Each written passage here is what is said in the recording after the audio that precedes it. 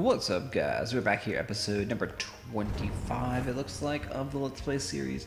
So we are going to try to finish up our dailies, see... Hey, we almost got 12 BSLT. We got 11.91.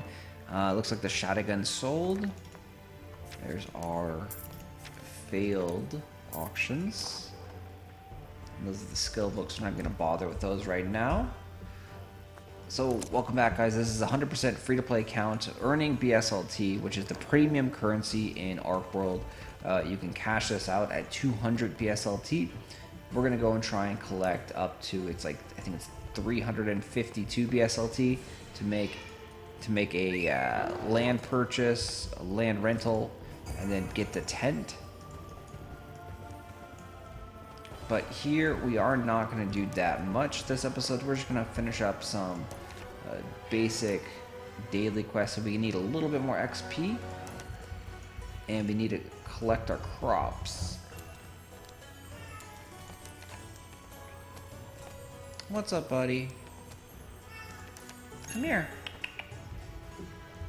This is my kitty Oliver. He's trying to talk to me and say something.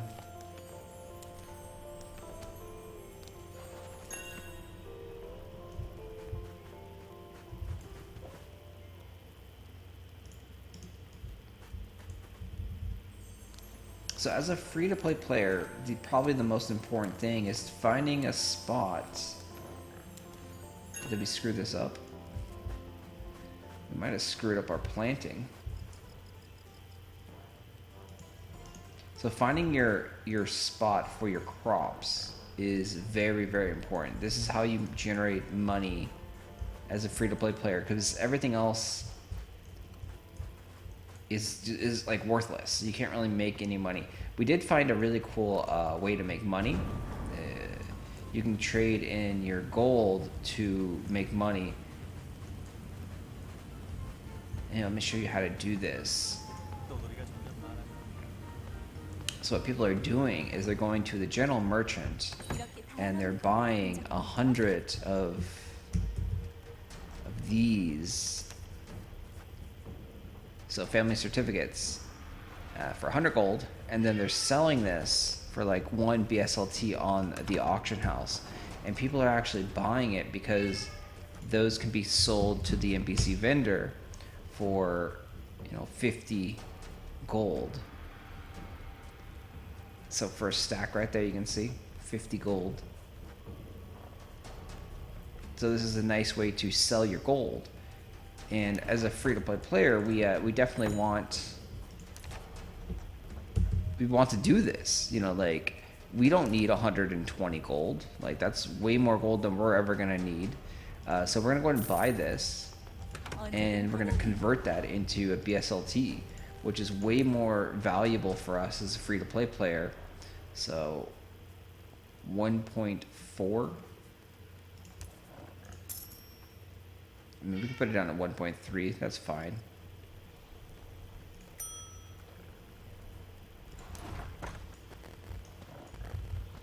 So, like, that's what the bots, I think, are doing. They're leveling up, they're collecting all the free gold and then selling it.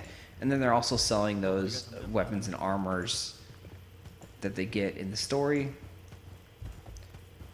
So yeah, so let's go see if we can actually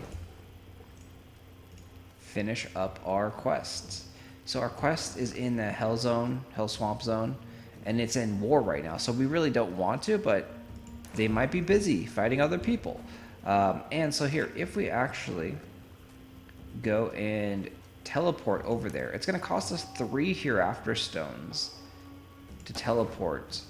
It doesn't tell you this, but if you do teleport like this, you'll notice that we'll lose 3 Hereafter Stones. So we touched upon this in a different video, so we have 24 right now, and you're going to see over here in the chat that will be like, hey, we used 3 bound Hereafter Stones. It kind of sucks. So that was a 2 gold and 25 silver to open that portal right there. There's a way to make it cheaper. You would save 1 Hereafter Stone if you like teleport to a main city that has a gate. Hey, we got the quest done. Yeah, see, the other people, they're busy. They're busy killing stuff, killing mobs. I think we need to wait for this to come back here. It's the bot army.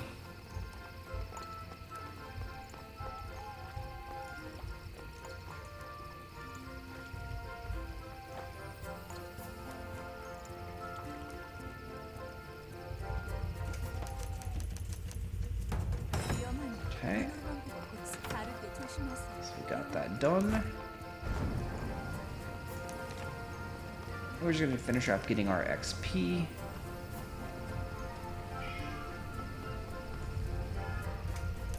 So not always, you know, during war times will you just get killed and you can't progress. So in the last video, you know, just getting constantly killed. There's just too many people contesting the zone. So, you know, try different times, try when the zone's in peace. You got a lot of different options to do. And again, this is a sandbox PvP game. The game doesn't work without the PvP aspect. So there's a lot of risk versus reward. And if you take out the PvP and the risk aspect, the game doesn't work. Like, you need to have the threat, the constant fear of other people killing you for the game to function. Otherwise, everything just falls apart. There's nothing of value.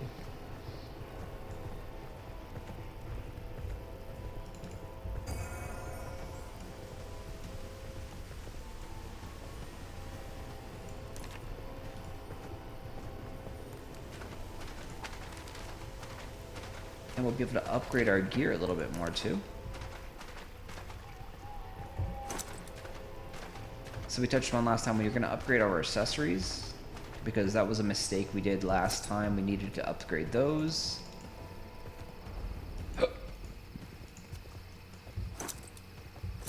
But let's go back and show you where we would, you know, teleport to save a Hereafter Stone.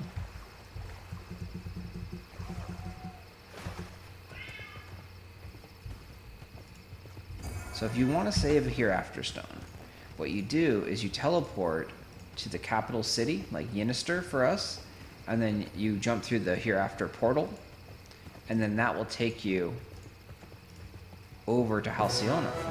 When you're in Halcyona, now it only costs you 1 teleport stone to move anywhere on the west side.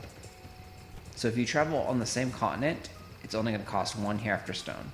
If you travel cross-continent, across the ocean, it's going to cost 3 Hereafter Stones. So you can also set your recall location to a place that has a world gate, and so you can freely jump in and go to either side, either the west side or the west side or the east side. That is a nice way to save money. But as you saw, gold is not very valuable. We were just willing to just give away 100 gold because we don't really care about gold. Like, you get too much gold right now in this game. So saving the gold isn't that important right now, but in the future that's something to note, that maybe you want to save your gold, maybe gold becomes more valuable, more precious. Come here.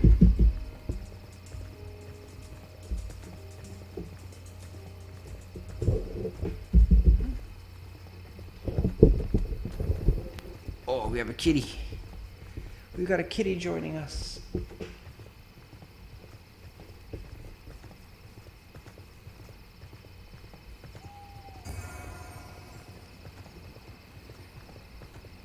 So the nice thing about doing the green quest is you get all these infusions. You also get free labor as well. So you notice we're going to get 48 labor. We also get the scrolls to upgrade for free. So you get a lot of nice things. We also get the teleportation location spots. So since we've gone to these areas, we'll be able to freely teleport back to these areas later on. We do want to come back and do the basic quests around here because we're going to need the experience points from the mobs and from the quests to level up. But this is just setting ourselves up to be stronger so we can just, you know, easily kill the mobs.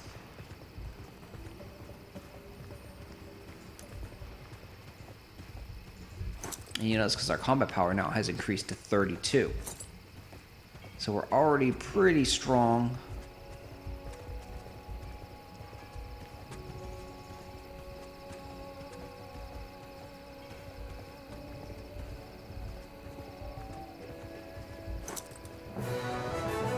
You know, interesting to note too is like the game is super populated and like 2,700 people are online. And I always say that like the bots don't do the jury quest. Like it just doesn't make sense that the bots would do the jury quest.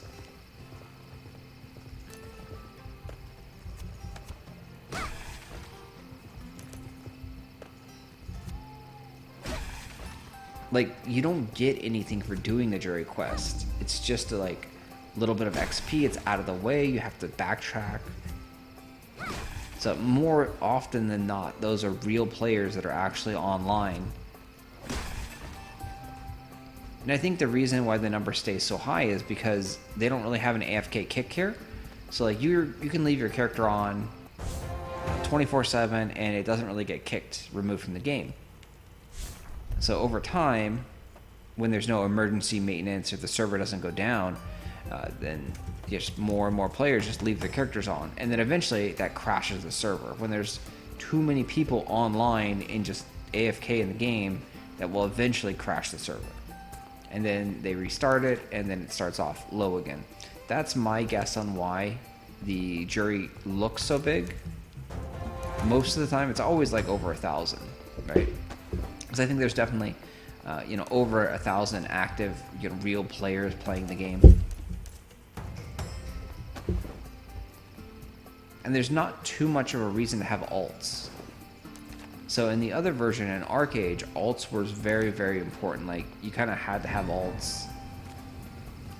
In this version, alts aren't really that important. Like, you don't have to have alts. You're not, like, you know, gimped if you don't have, you know, 5 alts.